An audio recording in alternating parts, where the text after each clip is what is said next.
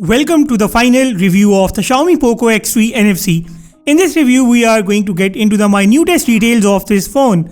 If you are new on the channel, a subscription would be massively appreciated. If you find this video good enough, press the thumbs up button too. Okay, let's get the specs of the Poco X3 NFC out of the way first of all. The phone's main highlight is its 120Hz display and its Snapdragon 732G chipset. Its other specs, color and the price details are on your screen. We have already done its full unboxing. If you are interested in the box contents, check out the unboxing on my channel. Alright, let's start it off with the phone's build and design first of all. Getting the buttons and the ports out of the way first. The phone's headphone jack, USB Type-C port, speaker grill and the primary mic are at the bottom. On the right side is the volume rocker and the power button cum fingerprint scanner. On the left is the phone SIM card slot with support for nano SIM card and one micro SD card. At the top is some NFC stuff and a big IR blaster. Poco X3 NFC is built out of plastic and it's not a cheap plastic, it's the polycarbonate material used on its back, and its frame according to the spec sheet is built out of aluminium. But it doesn't feel like that, it feels more like plastic. At the back you will find a very unique camera module with 4 cameras. I like this thing about Xiaomi that it always opts for new and unique camera designs on its phones. You can see the Poco branding at the back, the dual tone back with lighter blue color on the sides of this striped pattern adds to the good looks of this phone. Curves on its back make it a bit grippy. On the front is a 6.67 inches IPS LCD panel having a stereo speaker and a call speaker at the top. Bezels of this phone are similar to what we get on the Redmi Note 9 Pro and the Note 9 Pro Max. Nothing has changed or improved here. These are not too big and not too small either. Now this screen has a 120Hz refresh rate and that is the main USP of this handset. This is the very first mid-range smartphone to have a refresh rate of 120Hz. If you have been using a 60Hz screen all your life and you pick up the Poco X3 NFC for the very first time, you will definitely find it a whole lot better. The difference between the 60Hz and 120Hz refresh rate is exactly the difference between a car driving at the speed of 60 and one driving at a speed of 120. It makes all the processes on your smartphone better and faster. The scrolling looks smooth as you can see on the screen as well. The phone just looks very fast. It's not just a 120Hz screen making a difference here. For such screens to work fine, the manufacturers have to optimize the phone's software. The CPU and GPU's performance should play its part too. Apart from the 120Hz, this is just an average IPS LCD panel. Its brightness goes up to 450 nits. We got this exact configuration on the Redmi Note 9S, 9 Pro and the 9 Pro Max. This display performs fine indoor but can be slightly problematic under bright sunshine. Furthermore, if you put it next to a Super AMOLED panel, you will clearly find it inferior. But that's not a concern here because this phone carries a very cheap price tag.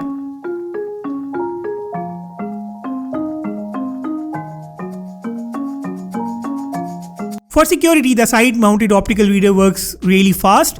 You can also use the Face ID unlock in addition to the fingerprint scanner. This phone is powered by Android 10 with MIUI 12 on the top. It's using the Poco launcher, so the icons and a few settings will be different as compared to the typical MIUI. This phone is equipped with some new features like the Nearby Share, Screencast, Floating Windows, Mi Share and some other similar features. Except for the top launcher, the core of this UI remains the same.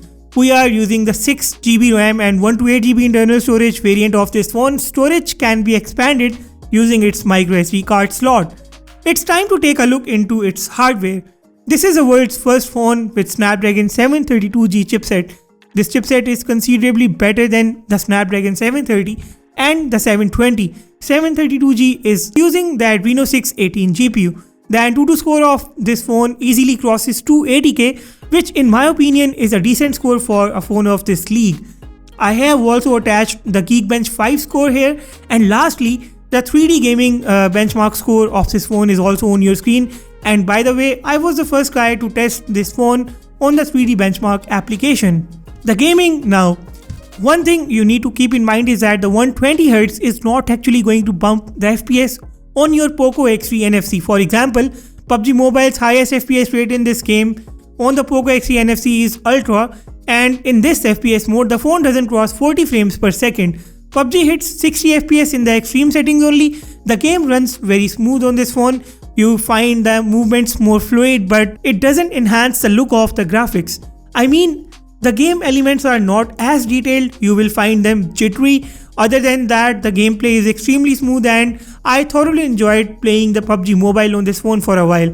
I also played the COD Mobile, and playing an FPS game like the COD Mobile is going to be an experience of its own kind on this screen. Again, you can set the frame rate to max in the COD Mobile, but that's not going to cross 60 FPS. POCO X3 NFC sets new standards for the mid-range devices by using a stereo speaker setup. This, in my opinion, is the first smartphone in this price bracket to have a stereo speaker setup, and this does add to the sound output, especially while playing the games.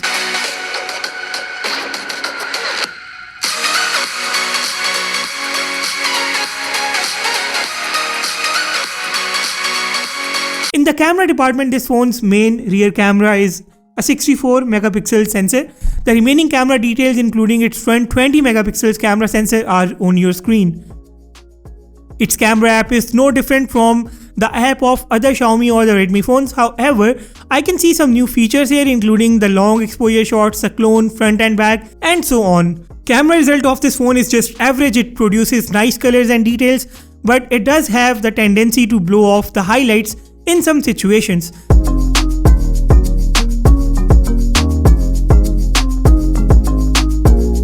The front camera greatly misses on the details. Its edge detection in the normal selfies is fine, but it wipes off some important edges in its portrait mode.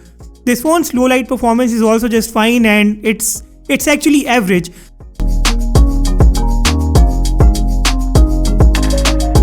The ultra-wide camera on this phone is quite good. This is where Xiaomi has improved a lot of things, and it should be given the credit where due.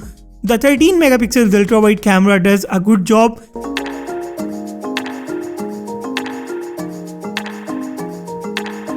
POCO X3 NFC struggles greatly with the videos.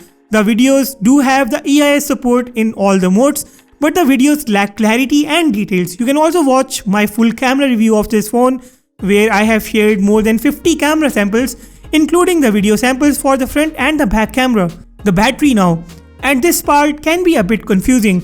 Xiaomi has released two variants of the POCO X3. One is the POCO X3 and one is the POCO X3 NFC. Ours is the later, the one with NFC.